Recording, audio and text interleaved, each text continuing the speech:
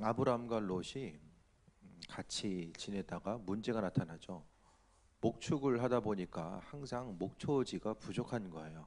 그래서 아브라함과 롯이 이제 가축 수가 많아질수록 가축을 먹일 수 있는 목초지는 한정돼 있는데 그 한정돼 있는 데서 서로 이제 부딪혀 있다 보니까 계속해서 서로 이제 조카 사이임에도 불구하고 삼촌과 조카 사이임에도 불구하고 이제 관계성이 별로 이제 좀 안 좋아질 이 심각한 여지들이 나타납니다. 그래서 아브라함이 이제 롯에게 이야기하죠. 네가 좌하면 내가 우하고 네가 우하면 내가 좌할게. 먼저 내 선택권을 조카에게 주게 됩니다. 여러분 같으면 어떻게 하시겠어요? 내가 더 나이 많이 먹었으니까 너는 살 일이 더 있으니까 내가 먼저 가고 그 다음에 네가 찾아가. 아마 분명히 그렇게 했을 거예요. 근데 아브라함은 그렇게 하지 아니하고 조카에게 먼저 우선순위를 주게 됩니다. 그래서 이제 아브라함이 보고 롯이 이제 선택을 하게 됩니다. 선택을 한 것이 강가가 있었던 지금의 이제 소돔과 고모라 근처. 왜냐하면 거기는 물이 있었기 때문에 그 물을 근거로 해서 강물을 근거로 해서 도시들이 형성되게 되고 그러니까 이 당시에는 도시국가예요 다. 한 도시를 중심으로 해서 도시국가의 왕들이 세워지고 그것을 통하여서 도시국가가 이제 하나의 이제 그 서로 또 싸우기도 하고 동맹을 맺기도 하고 또 여러 가지 일들이 나타나게 됩니다. 롯이 보니까 물이 있는 거, 또 목초지가 있고 물이 있는 그곳이 다 이제 보인 거예요. 그래서 아브라함은 이제 위로 올라가게 되고 또 이제 롯은 아래로 내려오게 됩니다. 성경을 통해 보면은 다윗이 이제 그 목동 일을 했을 때에 곰과 사자와 싸워 이겼다라고 이야기하잖아요. 근데 지금의 이스라엘의 지형을 보면은 곰과 사자는 뭐 결코 볼 수가 없어요. 지금 보면은 다 땅이 이제 벗겨져 있기 때문에 볼 수가 없어요. 근데 이 당시만 해도 다윗 시대만 해도 그 당시에 예루살렘을 중심으로 해서 주변에 목초지가 좀 있었던 거, 나무들이 숲이 있었던 것으로 이제 고고학자들은 이야기하고 있습니다. 어쨌든 산으로 돌아가도 올라가도 그래도 좀 이렇게 목축을 하면서 있을 수 있는 곳이 장소가 넉넉하진 않았지만은 그래도 장소가 있었던 것으로 보여집니다. 하지만은 롯은 과감하게 이제 바닥 아래를 선택하게 돼요. 강물이 있고 또 풀이 있고 물을 길어다가 어떤 삶의 모습, 생활을 할 수 있는 거. 그러니까 산골로 들어간 것이 아니라 사람들이 있는 도시로 내려오게 됩니다. 산이 좋아요? 네? 바닥 도시가 좋아요? 태국 가보니까 산에 사는 사람들은 산 사람 같아. 아래 사는 사람들은 아래 사람 같아. 그냥 다 섞여놔도 이 사람 산에 있는 사람, 이 사람 바닥에 있는 사람, 예? 이제 도시에 있는 사람 다 이제 예? 옷을 갈아입혀놔도 그냥 한 번에 다 표가 나는 것 같아요. 예? 누구나가 다 산속에 올라가기보다는 그래도 아래서 사는 것을 좀 원하죠. 롯도 이제 그와 같이 산으로 가기보다는 아래 지방으로 내려오게 됩니다. 소돔과 고모라가 있는 땅으로 내려오게 됩니다. 여기서 이제 실수를 하게 돼요. 오늘 본문에 이제 이 사람 저 사람 성경 읽기도 힘들어요. 그렇죠? 지명도 힘들고 뭐 왕들 이름도 힘들고 하지만은 조금 쉽게 이제 정리해서 말씀드릴게요. 이 당시에 보면은 북쪽에 있었던 도시국가 네 개의 이제 도시국가가 있었는데 더 있을 수도 있겠죠. 하지만은 성경에 나오는 것은 네 명의 도시국가의 왕들에 의해서 소돔과 고모라가 있었던 것은 다섯 개의 도시국가가 있는 거예요. 그러니까 이 다섯 개의 도시국가가 북쪽에 있었던 네 개의 도시국가에 조공을 바치고 있었습니다. 그러니까 롯이 보기에는 이거 괜찮겠지 해서 내려갔는데 거기가 바로 이제 쉽게 얘기하면 빛 좋은 개살구였다. 내려갔는데 조공을 바친다는 건 뭐예요?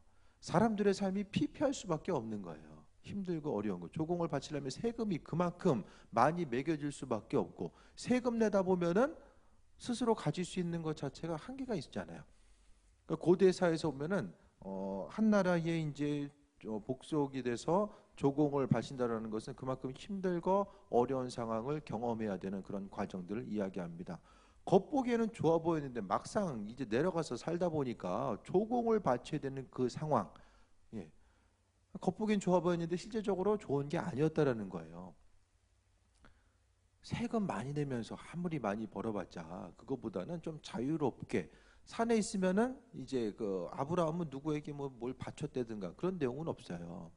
도시국가에 속해서 롯이 이제 살다 보니까 물을 중심으로 해서 도시가 개발이 되고 발전이 돼서 사람들이 모여 살았는데, 그런데 오늘 성경에서 보면은 그들이 이제 조공을 바치는 그런 처지에 있었던 거예요. 그런데 이제 성경에서 보면은 4절 보겠습니다. 이들이 12년 동안 그돌라오메를 섬기다가 제 13년에 배반은 한지라. 배반했다라는 것은 조공을 안 보낸 거예요. 그때부터. 왜 안 보냈을까? 조공을 이제 바치기가 힘드니까 에휴 이래 주구나 저래 주구나 부딪혀라도 보자, 뭐 그런 생각 했을 수도 있고, 우리가 힘이 있으니까 이제는 싸워서 이겨야 되겠다는 생각을 할 수도 있어요. 조공을 안 보내니까 위에서 있었던 네 개의 이 도시국가 연합이 아래로 내려오게 됩니다. 아래로 내려오서 이제 전쟁을 하게 돼요. 이 전쟁을 하면서 이제 아래에 있었던 다섯 개의 도시국가가 패하게 됩니다. 그래서 여기 나와 있는 것처럼 10절에 보니까 저희 9절부터 보겠습니다. 엘라망 그돌라오멜과 고임왕 디날과 시날왕 아므라벨과 엘라살왕 아리용 네 왕이 곧 그 다섯 왕과 맞선이라. 그래서 이제 그게 그 내용이고, 10절에 보면은 시딤 골짜기 역청 구덩이가 많은지라 소돔왕과 고모라 왕이 달아날 때에 그들이 거기 빠지고 나머지는 산으로 도망하매라고 이야기합니다. 전쟁에서 져가지고 많은 사람들이 이제 빠지고 역청 구덩이에 빠지고, 또 나머지 왕들은 어떻게 돼요? 소돔과 고모라의 모든 재물과 양식을 빼앗기고 또 산으로 도망가는 이런 상황이 나타나게 됩니다. 그랬을 때에 12절에 소돔에 거주하는 아브라함의 조카 롯도 사로잡히고 그 재물까지 노력하여 갔다라고 합니다. 보기 좋아 보인다고 다 움직일 것이 아니라 믿는 자로서 우리는 분별할 수 있는 그 시야가 분명히 있어져야 돼요. 겉보기에는 다 좋아 보이고, 예? 거기가 정말 내게 있어서 더 온전한 곳처럼 보여진다라고 할지라도 하나님의 인도하심, 그분의 뜻 가운데 바라볼 수 있어야 되는데, 롯에 있어서의 뭐 문제점은 보기 좋은데 스스로 인간적으로 생각하기에 여기 가면 좋겠다라고 생각해서 거기로 간 거예요. 항상 좋아 보이는 것은 우리가 좀 경계해야 될 필요가 있습니다. 겉보기만 좋아 보이고 화려해 보인다라고 해서 그 내면적인 것에 대해서 알아보지 못하면은 나중에는 또 실수하게 됩니다. 그러니까 잘 모를 때는 기도해야 되고, 또 기도응답이 더딜 때는 밀어놔야 돼요. 결정하고 나서 그때 기도하면은 늦습니다. 네? 안 돼요. 그렇게 하면 먼저 어떤 일에 대해서 결정하기 전에 먼저 기도하고 하나님의 뜻과 인도하심이 무엇인지에 대해서 묻고 깨달아 알아서 나아가는 것이 무엇보다 중요하다는 것을 다시 한번 말씀드립니다. 어쨌든 전반부의 상황은 여기까지 말씀드려요. 조공을 바치고 있는 그 소돔과 고모라 땅에 잘못 들어갔다가 또 거기서 이제 원하지 않게 전쟁에 휘말리게 되고, 그래서 가족들 롯과 그의 가족들 재산들 다 이제 한 번에 다 쓸어가지고 이제 위로 빼앗겨서 올라가는 그 상황들을 오늘 본문의 내용입니다. 그랬을 때에 한 사람이 이제 아브라함과 동맹을 맺고 있었던 이들 중에 한 사람이 와서 이제 눈에 펼쳐졌던 상황들에 대해서 한 가지 이야기해 주게 됩니다. 그 우리가 이야기를 들었을 때 아브라함 하면 어떤 생각이 드세요? 믿음의 조상, 이삭을 바치기까지 하나님께 충성된 자로서 쓰임 받았던 모습에 대해서도 보게 되지만은, 또 한편에서 보게 되면 아내를 누이라고 속이는 이 두 번의 그런 그 모습 가운데 아내를 누이라고 속이게 되고, 또 그것뿐만 아니라 또 하나님의 약속을 기다리지 못하고 이스마엘을 낳았었던, 약간은 좀 믿음의 조상과는 거리가 있는 좀 약간 좀 찌질해 보이는 그런 모습도 좀 우리가 생각이 들 수 있어요. 그런데 오늘 성경에서 나오는 본문에서의 아브라함은 결코 찌질한 사람이 아니었다라는 거예요. 보겠습니다. 14절에 아브라함이 그의 조카가 사로잡혔음을 듣고 집에서 길리고 훈련된 자 318명을 거느리고 단까지 쫓아왔다라고 합니다. 이스라엘 민족, 이스라엘을 이야기했을 때의 최북단이 단이고 최남단이 브엘세바입니다. 사람이 살 수 있는 최북단부터 남단까지가 단에서 브엘세바. 그래서 이스라엘을 이야기했을 때에 단에서 브엘세바라고 이야기합니다. 최북단까지 쫓아가서 구해오는 이 과정들이 있었어요. 그런데 잘 훈련된 자 318명을 거두는 그 모습을 보게 되면은 아브라함은 족장이었어요. 족장. 단순히 한 가문의 가장이 아니라 공동체를 이루고 있었던 부분에 있어서의 가장으로서 이야기합니다. 그 소식을 듣고 나서 아브라함은 그냥 있었던 것이 아닙니다. 그냥 있던 것이 아니라 아브라함은 이제 움직이게 되죠. 조카를 구출하기 위해서 움직이게 됩니다. 그래서 15절에 그와 그의 가신들이 나누어 밤에 그들을 쳐부수고 다메섹 왼편 호바까지 쫓아가서 모든 빼앗겼던 재물과 자기의 조카 롯과 그의 재물과 또 부녀와 친척을 다 찾아왔더라라고 이야기합니다. 그러니까 여기서 한 가지 볼 수 있는 것은 밤에 쳐부셨다라고요. 밤에. 불과 지금으로부터 100년 전, 100년이나 그 한 150년 전만 해도 사람들이 이제 전쟁을 하면은 해가 뜨잖아요. 해가 뜨면 열심히 싸워요. 해 떨어지면 끝내. 더 안 싸워. 안 보이니까. 그리고 돌아가요. 그리고 다음날 해 떠요. 그럼 다시 만나서 싸워요. 그리고 헤어져요. 이런 싸움의 반복이 이제 연속이었어요. 그런데 오늘 아브라함은 뭐 하고 있어요?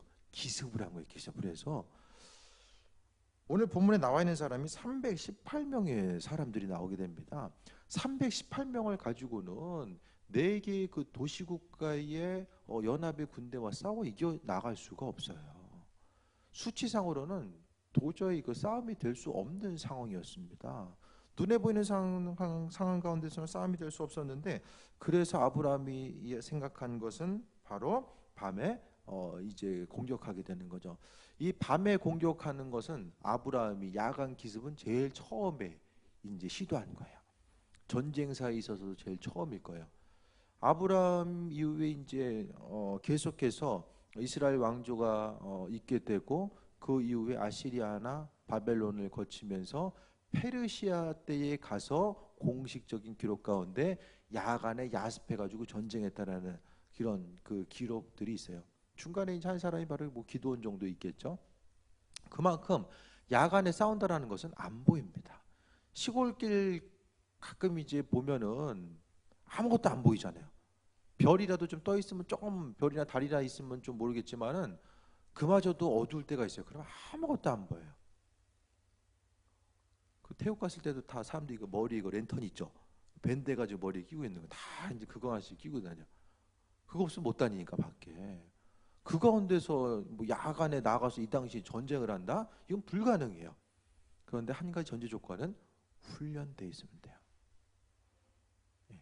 철저하게 오늘 본문을 통해 봤을 때 집에서 기르고 훈련된 자 318명을 거느리고 단까지 쫓아갔다라고 이야기합니다.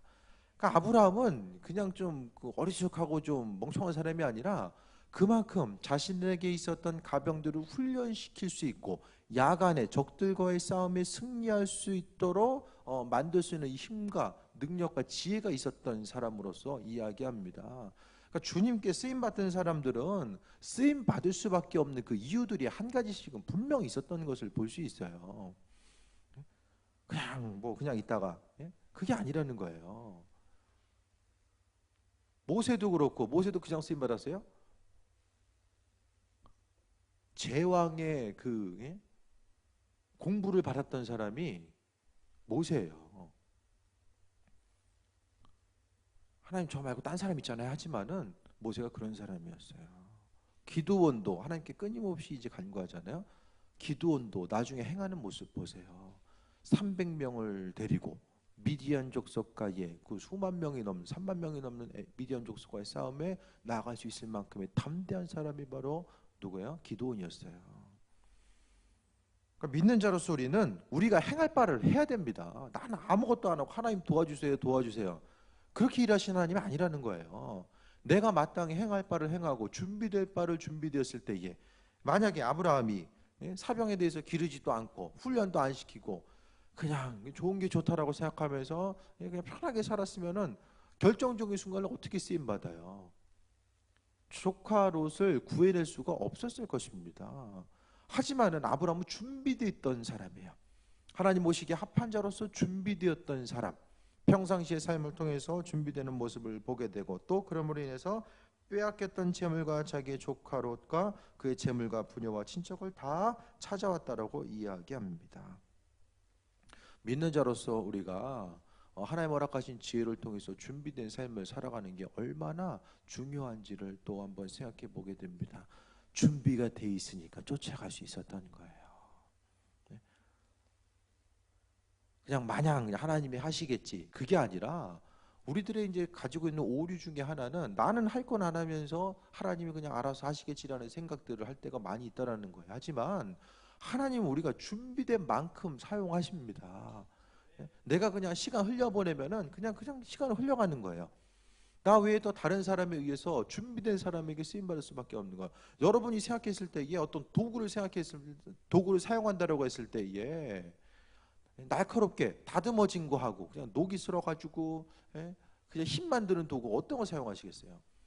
하나님 보시기에 쓰임 받는 사람은 준비된 사람, 항상 마음과 생각이 하나님 보시기에 합한 자로서 그분의 음성을 듣고자 하고 또 행할 바에 대해서 행하면서 믿음의 실력을 키워 나가는 사람들을 통해서 하나님 우리의 삶을 세우시고 인도하시고 함께 하신다라는 사실에 대해서 볼 수 있게 됩니다. 그게 아니면 문제는 시간만 흘러가요. 시간이 흘러가는데 하나님은 왜 나를 사용하지 않으실까? 내가 이토록 간구하는데 하나님 어디서 무엇을 하시나? 너 좀 제발 좀 준비 좀 하고 있어. 어쩌면 그거 말씀하실지 모를 거예요. 준비되는 상태에서 하나님이 우리를 사용하시기가 훨씬 더 수월한 것. 나이가 많으나 적으나 정말 그때에 맞춰서 하나님의 사용하심에 분명한 목적이 있다라는 사실에 대해서 생각해 보게 됩니다. 비록 숫자는 적었지만 탐대하게 단까지 추격해서 거기서 야간 기습 작전을 감행하고 다 찾아오게 됩니다.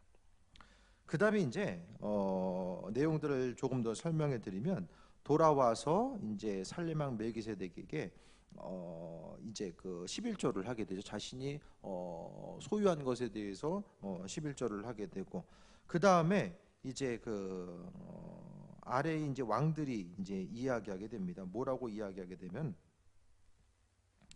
소돔왕이 21절에 아브라함에게 이르되 사람은 내게 보내고 물품은 내가 가지라. 22절에 아브라함이 소돔왕에게 이르되 천지주제이시오 지극히 높으신 하나님 여호와께 내가 손을 들어 맹세하노니 내 말이 내가 아브라함으로 치부하게 하였다 할까하여 내가 속한 것은 실 한 오락이라도 들매끈 한 가닥도 내가 가지지 아니하리라. 오직 젊은이들이 먹은 것과 나와 동행한 아내가 에스골과 마물의 분깃을 제할지니 그들이 그 분깃을 가질 것이니라 이야기합니다. 여기 나와 있는 것처럼 소돔 왕이 이제 이야기 얼마나 고마워. 그러니까 같이 끌려갔던 사람들은 다 좀 주고 물품들을 다시 이제 빼앗겼던 것을 되찾았잖아요. 그 물품들, 재물들은 다 가져가라고 이야기합니다. 원래는 안 줘도 돼요. 전쟁에서 찾아온 것은 다 아브라함의 몫이 될 수 있었습니다. 하지만은 오늘 아브라함이 23절에서 고백하는 것은 내가 재물이 많아졌다라고 했을 때에 가나안 땅의 족속 때문에 내가 재물이 불어났다라는 그런 얘기 나는 듣기 싫다. 하나님이 축복하셔서 그분께서 허락하신 재물로 인하여서 내가 더욱더 소유가 많아지고 그런 소문이 나면 모르겠지만은 가나안 사람들이 뺏겼던 거를 다시 빼앗아 가지고 내가 이만큼 부를 가지게 되었다라는 사실에 대해서 주변 사람들이 아는 게 자르기 싫다라는 거야. 아브라함은 그게 좀 멋있는 사람이야. 조금 좀 그런 모습도 좀 중간중간 보이긴 하지만은 그래도 하나님의 영광을 나타내고자 하는 거. 그러면서 이야기하는 것이 재물은 다시 다 줄 텐데 전쟁의 순간에 필요했었던 그 전쟁 필요 경비, 그 경비만 내가 조금 갖고 나머지 다 가져가라고 돌려주는 모습을 보게 됩니다. 사람의 심적인 여유가 있잖아요. 이거 아니면 안 돼. 내가 부를 쌓을 수 있는 이게 절호의 기회야. 이거 아니면 내가 언젠가 또 인생의 기회가 있을까? 그렇게 하지 아니하고 오로지 하나님 보시기에 합한 자로서 마음의 담대함을 가지고 나아간 거.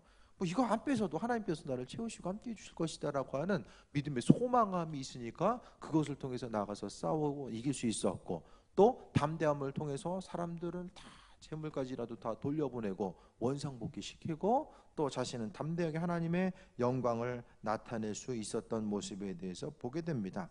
그 이후에 오늘 15장 1절에 보면, 이후에 하나님의 말씀이 환상 중에 아브라함이 임하여 이르시되 아브라함아 두려워하지 말라, 나는 내 방패요 너의 큰 상급이니라 라고 이야기하면서 후사에 대해서, 또 5절 보면 그를 이끌고 밖으로 나가 이르시되 하늘을 우러러 무뼈를 셀 수 있나 보라, 또 그에게 이르시되 내 자손이 이와 같으리라. 우리는 하나님의 약속의 말씀, 축복의 말씀만 너무 부러워해. 그런데 그 축복의 말씀, 언약의 말씀을 받기 이전에 그들의 삶의 모습, 믿음의 족장들의 삶의 모습, 쓰임받았었던 사람들에 있어서의 그들의 모습을 보면서 그들이 경험했었던 수고와 인내의 모습, 준비됨과 결단의 모습을 생각하지 않습니다.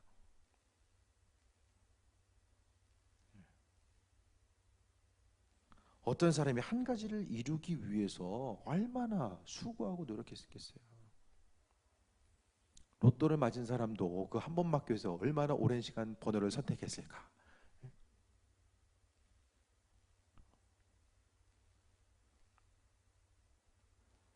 오로지 열매만 바라보기보다는 그 과정들을 분명히 살펴봐야만 합니다.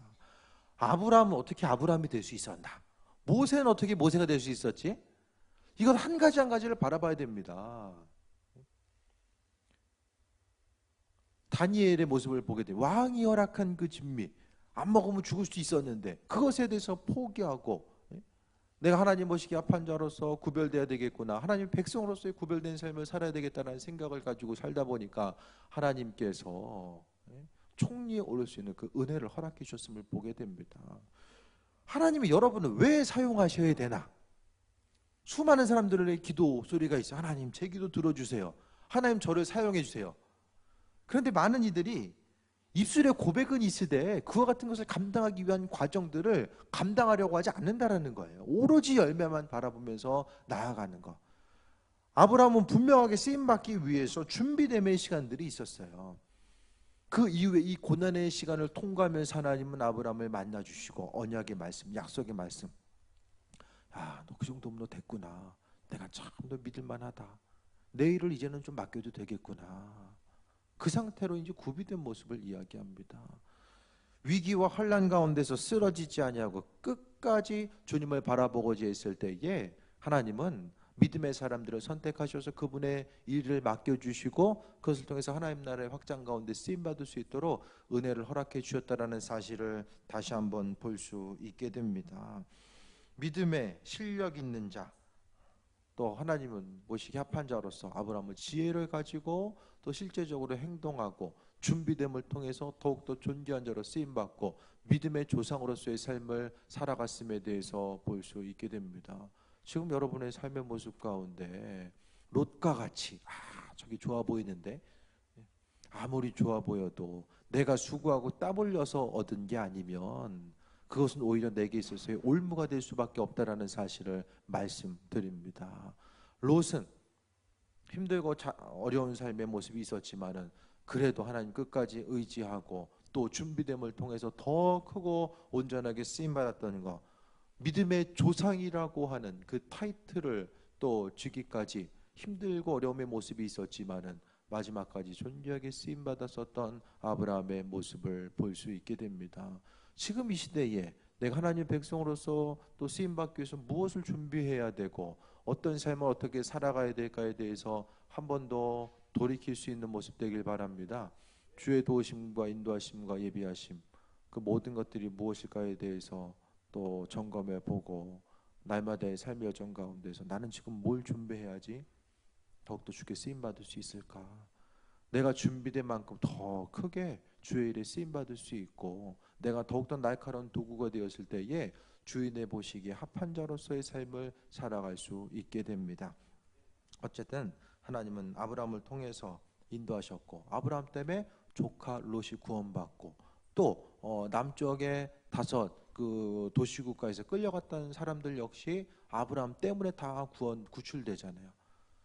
우리가 주님께 쓰임 받음은 누군가에게 또 유익이 되는 삶의 모습임을 이야기하고 있습니다. 하나님 보시기에 판자로서의 삶을 살아갈 수 있게 되길 바라며, 무엇보다도 항상 그분께서 허락하시고 예비하심의 뜻을 또 돌아보며 항상 믿는 자로서의 복된 삶, 또 하나님 보시기에 합한 자로서의 삶을 살아가기 위해서 또 믿음으로 결단하고 새해 먹고 나아가야 된다는 사실을 돌아보고 주님 오시는 그날까지 존귀하게 쓰임받는 귀한 삶이 되시길 축원드립니다. 기도하겠습니다.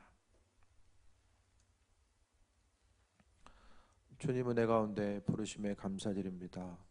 날마다의 삶의 여정 가운데 하나님 인도하셨고 또 함께해 주셨습니다. 모든 것이 주의 은혜임을 기억하며 또 주님 만나는 그 순간까지 존귀하게 쓰임받는 삶이 될 수 있도록 주관하여 주옵소서. 육신의 게으름과 나태함으로 인하여서 하나님의 쓰심의 때를 그대로 흘려보낼 것이 아니라 준비됨을 통하여서 또 하나님께 영광 돌리고 세상 모든 사람들에게 하나님의 영광을 드러낼 수 있도록 하나님 인도하여 주옵소서. 비오는 날씨 가운데서도 이번 한 주간 지켜주시고 영과 육의 강건함으로 함께 하시며 기도할 때마다 하늘 문을 열어 부으시고 축복하여 주옵소서. 예수님의 이름으로 기도했사옵나이다. 아멘.